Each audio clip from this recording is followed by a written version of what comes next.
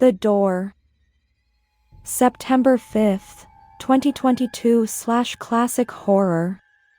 In the weak light of the porch lamp, the door stood illuminated. The wood was splintering and the gray paint was flaking heavily. At eye level there were patches of paint missing, showing where years' worth of knuckles had rapped against the wood. To the left of the door, encased in a dusty glass lamp, a weak light bulb glowed softly, casting a ray of yellow light. A single moth fluttered around the glass, its wings moving so quickly they were nothing but a blur. It tapped relentlessly against the glass, desperately trying to reach the light. I watched it struggle for several seconds, but my eyes wandered past the moth and down the porch steps where the light did not reach. Beyond the steps, the darkness was so thick I couldn't tell what street I was on, or if I was even on a street at all. The porch was large, but mostly vacant, save a single wooden rocking chair that looked as old and weathered as the door. A heavy silence hung in the air, only broken by the tapping of the moth against the glass, its wings fluttering madly. I turned my attention back to the door. I raised my fist slowly and knocked. For several seconds I waited and the questions began to form in my mind. Before I could search for answers, I heard footsteps on the other side of the door and the doorknob turned. The door opened and in the yellow light, a pale face appeared. It was an old man who wore what appeared to be an even older tuxedo. His face was lined and wrinkled, and under the sagging folds of his chin was a black bow tie. His eyes, gray and watery, glanced from me to the porch light, where the moth continued its determined struggle. "Damn thing," he muttered. "Come in." He moved aside and held the door open. My eyes darted towards the steps. Come on, I don't have eternity," said the butler. More out of the pressure to be polite rather than the logic, I found myself crossing over the threshold. The butler shut the door behind me. "She'll be with you soon. Please, wait here." Without another word, the man shambled out of the room. When he was gone, I looked around the room I had entered. The living room, much like the porch, was large, but fairly empty. There were two sofas facing each other, each with the same floral pattern. They looked to be taken from a previous era, probably the 1920s, except, unlike the door and the rocking chair, they seemed brand new. Against the far wall was a massive hearth in which a fire roared, the flames devouring the pile of logs in the grate. It was surprising to see a fire lit on a July night, but regardless of the summer heat and the fire, the room was still chilly. I found myself inching closer to the flames for warmth. Against the wall was a grandfather clock. The wood was a deep rich color, mahogany if I had to guess. Where the face of the clock was supposed to be were instead several circles, which rotated counterclockwise, some overlapping each other. Around each circle were several symbols, but none I had ever seen before in any math class. The circles each had hands as well, but more than two, and they spun in different directions. The complexity of the patterns were confusing, and I found I couldn't stare too long at the cluttered, complicated design. I turned away, looking at the mantel above the fireplace where several small, crystal figurines were lined. Normally I would have found such things tacky, but they were so well crafted I couldn't felt but feel a sense of awe as I gently touched the figurine of a horse. The firelight cast light onto the crystal and cast a shadow of the horse against the wall. "So sorry to keep you waiting," said a voice. I jumped and turned to see a beautiful woman stood in the doorway. She was stunning, a figure out of some sort of fairy tale. She wore a black dress which glittered and shone in the firelight. Her hair was pitch black and had a gentle curl as it cascaded down her shoulders. Her eyes were a deep chestnut brown, almost as dark as her hair. Her skin, however, was pale without the hint of a single blemish or freckle. Her arms, smooth and soft, lay gently across her front. She appeared to wear no makeup, but her beauty was flawless regardless. I found myself staring, open-mouthed, at this figure. "It's no problem," I found myself saying, although, in fact, there were many problems in all of this. The mysterious hostess glanced at the grandfather clock that wasn't a clock and smiled. "You are right on time, perfect." "On time for what?" I asked, feeling so helplessly lost and stupid.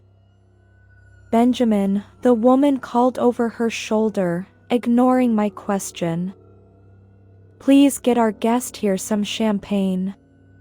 The old man who had opened the front door appeared again from the shadows and nodded before vanishing again. The woman turned back to me, but this time she wore a dazzling smile. "I probably can't stay too long," I began. The questions that had begun brewing in the back of my mind the moment I found myself in front of the door began to boil over, forcing themselves to the front of my mind. "Where am I?" I asked the woman.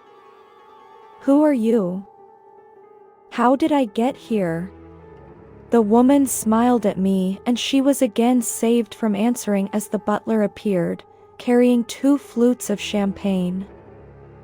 The flutes, like the figurines above the fireplace, were made of fine, delicate crystal, and I could tell they probably cost a fortune. The woman handed me the flute. "Cheers," she said and raised the glass to her lips and took a sip. I followed suit, my body seeming to betray my mind, and even in all the confusion and anxiety, was startled by the taste of what to be the finest champagne I had ever had. I looked down into the glass, watching the soft gold liquid bubble and fizz. I forced my mind to focus, to remember. How had I gotten here? I remember being at the office, packing up my things and saying goodbye to my coworkers as they made their way out of the front door for the day. I walked to my car in the parking lot and chose a station on the radio, 87.5 FM, classic rock.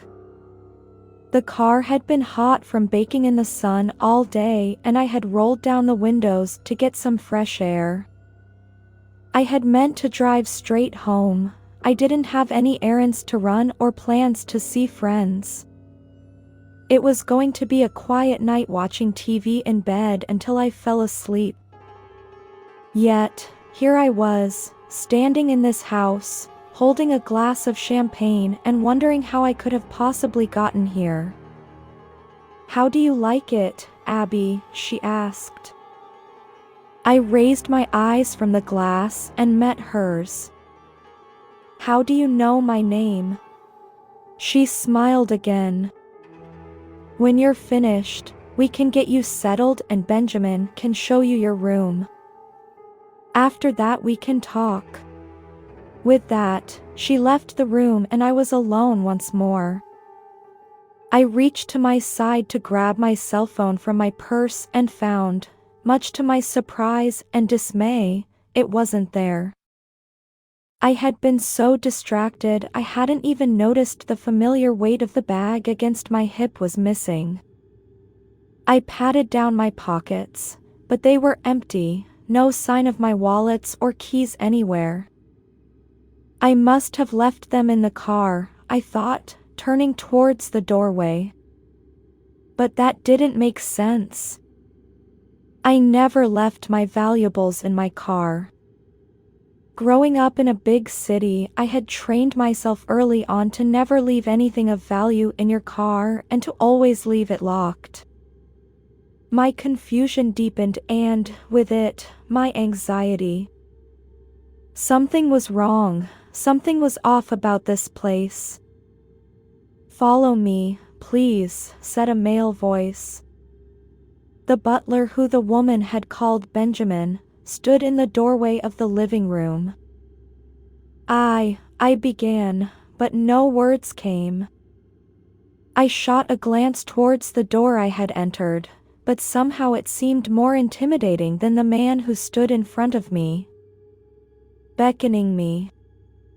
Still holding the unfinished champagne, I followed the man through a darkened dining room down a hallway. The hallways in the house were long, almost too long to fit into a single house. Each was lined with a worn rug and had several sconces on the wall which, like the front porch light, had a light bulb which glowed dimly. There were many open doors down each hall, each open to show an empty bedroom. Some of the rooms were filled with antiques, beds and sofas that looked to be different eras, like the living room had been. Others, to my surprise, were filled with modern furnishings. Bunk beds with brightly colored comforters and toys which lay forgotten on rugs. Some rooms were larger than others, but each one was fully furnished and completely empty of any other person. I only had a chance to glimpse into each room as we passed. The old man seemed to move with an agility and speed that belonged to men decades younger than him. I followed him down one hallway and up another, seeming to never end. I wasn't sure how many rooms I had passed. Dozens? It seemed like it. Finally, after we went down what had to be the 30th hallway, I found myself asking, "Who owns this house? What am I doing here?" The man didn't give any indication he had heard me whatsoever. I asked again, this time louder, but he simply carried on, either glancing at me or into any of the open doorways we passed. He paused for a moment at the bottom of a staircase and began to ascend, his leather shoes silent against the threadbare carpet. I followed him, clutching onto the railing for support as we went up one flight, then another and again down a series of hallways. By this time I had fallen into silence, giving up on answering questions. Finally, he stopped at a closed door and turned the crystal knob. The door swung open to reveal a bedroom, except, like the others, it had its own style. There was a canopy bed against the wall, with a pink comforter covered in roses. The rug on the floor was blue with a simple, delicate design. A simple vanity stood opposite against the bed. Although the room looked unused, I was surprised to find it was clean. There wasn't a speck of dust to be found and the room smelled fresh. Faintly, I could smell roses, as if the rose-patterned comforter were a real garden. "Wait here and she will call for you," the butler said. I turned to say something, but the man had shut the door behind him and I stood alone. I looked around, taking in this new bedroom I was in. I had a sinking feeling they intended for me to spend the night here. This thought wakened me, as if I had been in a deep sleep. I set down the champagne on the vanity and walked towards the door. Stupid, I said to myself as I wrenched the door open and entered the hallway again. What are you doing, following strangers into this house? Why didn't you scream and kick and run away? What's wrong with you? I thought back to the champagne and my stomach churned. And drinking the drinks they gave you? You don't know what's in it, they probably drugged you, for God's sake. I walked swiftly down one hallway and up the next, but before long, I found I couldn't remember what direction I had taken to get there. Each hallway looked to be the same and there were so many bedrooms, I was beginning to lose track. I went down one set of stairs, then another, but nothing looked familiar. In the dim light, it was hard to see anything clearly. How long had I been walking? It was impossible to tell. Panic rose in my chest, and this time I had trouble fighting it down.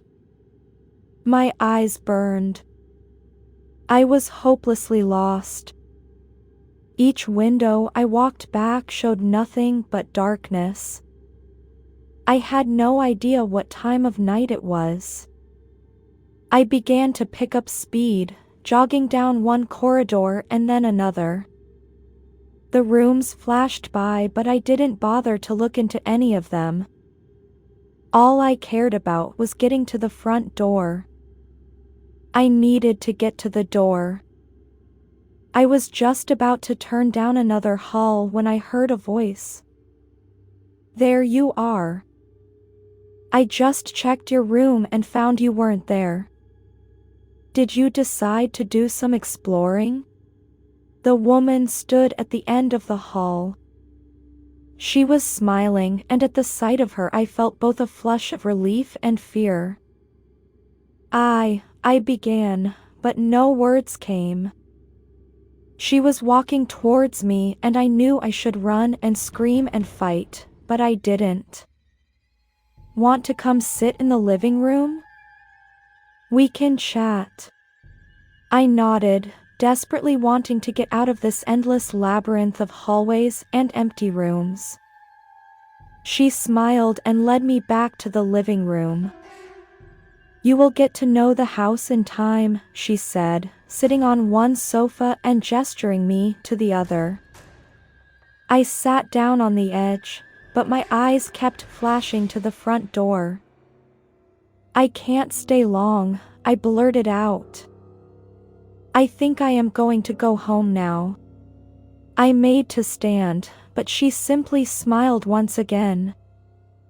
Go where? She asked, pleasantly. Home, I said, and couldn't stop some irritation from creeping into my voice. What home? My face flushed. My home. My apartment. Where I live. My voice rose and I fought it back down. I couldn't lose control, I needed to get out of here. I stood from the sofa, my fists clenched by my side. The Woodville apartments were torn down in 2023. A grocery store is built there now. I stared at her, uncomprehending, watching the firelight dance across the alabaster surface of her face. Advertisements. How do you know where I live? I asked. My brain seemed to have stopped working, as if the gears in my mind were clogged. She simply shrugged. I just know. Well, you're wrong. It's 2018 and they are not torn down. I was there this morning. You are thinking of someplace else. I don't think I am. Your roommate, Jenna, had moved out by that time. She moved in with her boyfriend, who is now her husband. How do you know this? We have never met before. She nodded. No, we haven't. There was a pause as we stared at one another. The only thing in the room that moved from the fire in the hearth and the wheels on the clock that continued their idle spin. How do you know where I live? I asked. Lived, she replied, with emphasis. I still live there. I was there this morning. You couldn't have been, I told you, it was torn down.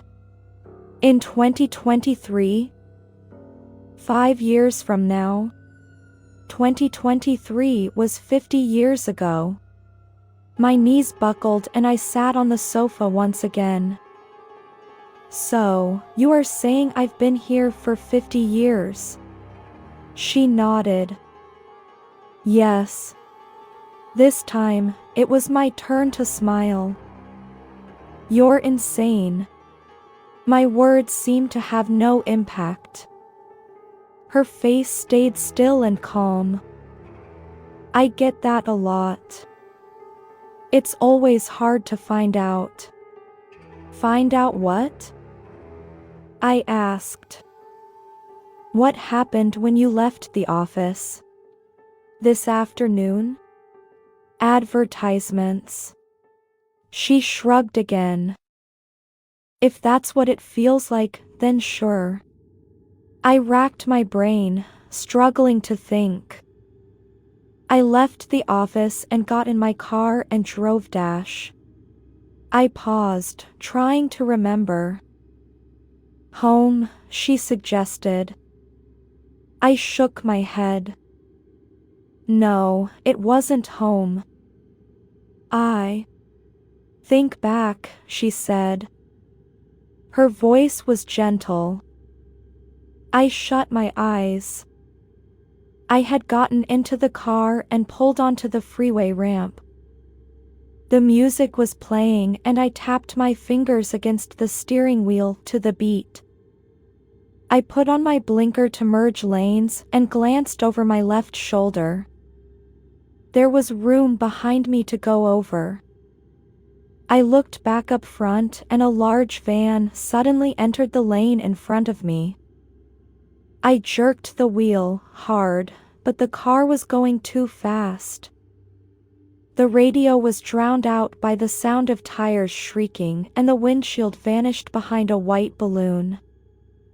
The world spun upside down as the asphalt became sky. Then I was standing on the porch, staring at the door. I looked back to the woman and she was staring at me silently with a gentle expression on her face. What was it? Pity? I stood again and my legs shook from beneath me. No, Dash. Your car flipped and slid 30 feet. You were killed on impact. The other driver was crippled, but lived. No. I put my fists to my eyes. You were buried in the cemetery in your hometown, the one by the river. They planted roses near your grave.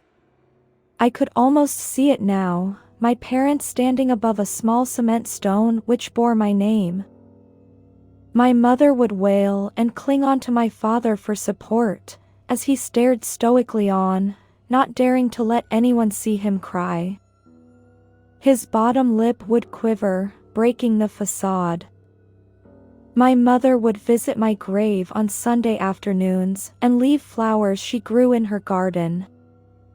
My father would keep a picture of me in his wallet and look at it once a day when he was alone and no one could see the anguish. I clenched my jaw and found myself fighting against her words, not letting myself succumb to the tide. No. I yelled. You're a liar. I am not dead. I don't know who you are, or how I got here, but I am leaving now. Before she could say or do anything, I darted for the door and grabbed the knob. The woman called after me, told me to stop, but I didn't listen. I ran out onto the porch where the night was still as dark as it had been when I arrived. The moth still continued to bang away at the glass, but I didn't stop. I ran down the steps into the inky darkness beyond and kept running, faster than I had ever run in my life. The dim light of the porch grew faint and the darkness seemed to swallow me whole. I didn't care where I was going, as long as I put as much distance as I could between myself and the house. The ground beneath me was soft, like a combination of mud or sand I had never felt before. The light from the house became nothing but a tiny speck behind me, but I didn't dare slow down. With each step, my feet began to sag, the ground becoming softer and softer. It took more and more effort to draw up one leg and the other, and soon, it was not possible to keep them up at all. I'm sinking, I thought with horror. I'm sinking into the earth. The strange swamp I was in slowly took in my feet, then my ankles, and soon I was up into my calves. The ground was icy cold and wet, but somehow, how impossibly, it didn't seem there. It was as if I had fallen into a swamp and a chilly fog at the same time. My skin felt the wet grip of earth, but also nothing at all. But it wasn't this that frightened me the most, it was the sort of chill that was sinking into my skin. It wasn't the chill of frost on a window pane on a winter's morning, or an icy drink on a hot summer day.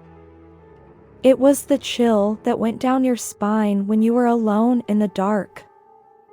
When you heard a whisper in the cellar when you were sure you were alone. It was the chill you felt when you knew there were monsters beneath your bed, waiting to devour you the moment you set a foot on the floor. I gasped and tried to wrench my feet up, but the more I struggled, the more I sank. The chill enveloped until it reached my hips, then my waist. I was sinking into some unknown vastness, and I was certain then, more than I had ever been certain about anything in my entire life, that if I sunk into the darkness, I would never come back out again. I reached out into the darkness, desperately trying to find something to cling onto, a branch, a boulder, anything. But I only felt the empty air and cried out. I looked back over my shoulder and saw, in the distance, the weak light and the shape of a house. Crying out with the effort, I managed to turn and force my legs to keep moving through the thick swamp. Each step was agony, and the cold seemed to grow worse moment after moment. I kept my eyes focused on the light, not daring to look away in case I should lose sight of it entirely. No matter how many steps I took, the light didn't seem to be getting any closer, and I could feel despair grip me. My parents' faces swam in front of my eyes, and the lonely rose garden where a stone nearby bore my name. After what felt like an eternity, the sound ground beneath me began to feel more solid. I found with each step I was rising out of the darkness, and the porch light grew nearer. I finally saw the porch steps in front of me and collapsed onto them. I crawled to the porch and lay there, sobbing, my face pressed against the cool cement. Tears blurred my vision and my thoughts were fragmented. I was barely aware of the moth against the light or how my clothes were completely dry. As if I hadn't entered the strange swamp at all. I wailed in a way I hadn't since I was a child, wanting more than ever to find myself home in bed. A hand touched my back and I gasped, my eyes flying open. I looked to see dark eyes in a pale face staring at me. Abby, she said softly. What's out there? I cried. She looked towards the porch steps where the darkness lay beyond. She didn't answer, but turned back to me. She stroked my hair from my face and her hand was cold. She gently pulled me to my feet, but I didn't struggle. I had no fighting left in me. She led me back inside the living room and we sat together on the couch. I wrapped my arms around myself, but could give myself no comfort. The woman gently wiped the tears from my eyes and her hands were cold. The same cold as the depths outside that threatened to swallow me whole. I want to go home, I managed between my sobs. Oh, darling, the woman said, her voice was sweet and soft. You are home. In the end. If you enjoyed this video and would love to see more, subscribe my channel. Thank you for watching. Have a nice day.